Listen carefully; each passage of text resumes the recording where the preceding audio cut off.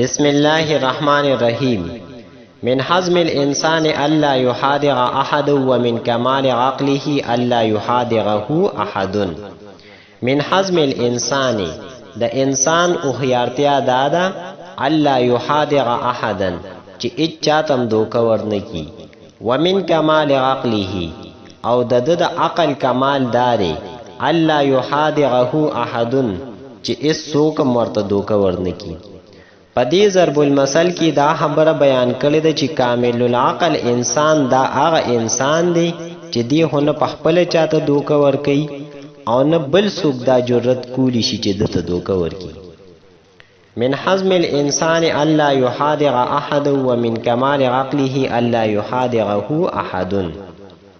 د دې لغوي تحقیق داسې دی چې حزم دا د باب نصر ینصرون مصدر راځي، حزم یحزم حزمنی مصدر دی، معنی د هوښیار کېدل.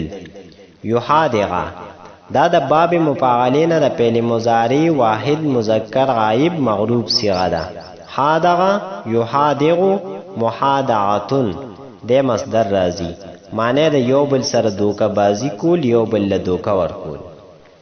من حزم الانسان الا يحاذر احد ومن كمال عقله الا يحاذره احد. د دې ترکیب داسې دی چې من حرف جار، حزم مضاف، الانسان مضاف الیه، مضاف سره د مضاف الیه نه دا مجرور شو د من حرف جار د پاره، جار سره د مجرور نه متعلق شو ثابتن اسم فاعل پوری.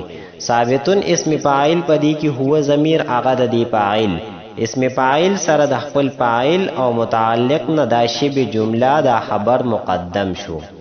ان مصدریه لا یحاذر فعل پدې کې هو ضمیر هغه د دې فاعل، احدن مفعول به، فعل سره د خپل فاعل او مفعول به نه دا جمله فعلیه خبریه په تاویل د ان مصدریه سره مفرد مبتدا مؤخر شو.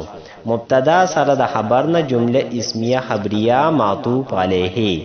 و حرف عطف، من حرف جار، کمالی مضاف، عقلی دا بیا مضاف، هی ضمیر مضاف الیه، مضاف سره د مضاف الیه نه دا بیا مضاف الیه شو د کمال لپاره، مضاف سره د مضاف الیه نه دا مجرور شو د من حرف جار د لپاره، جار سره د مجرور نه متعلق شو ثابتن اسم فاعل پوری.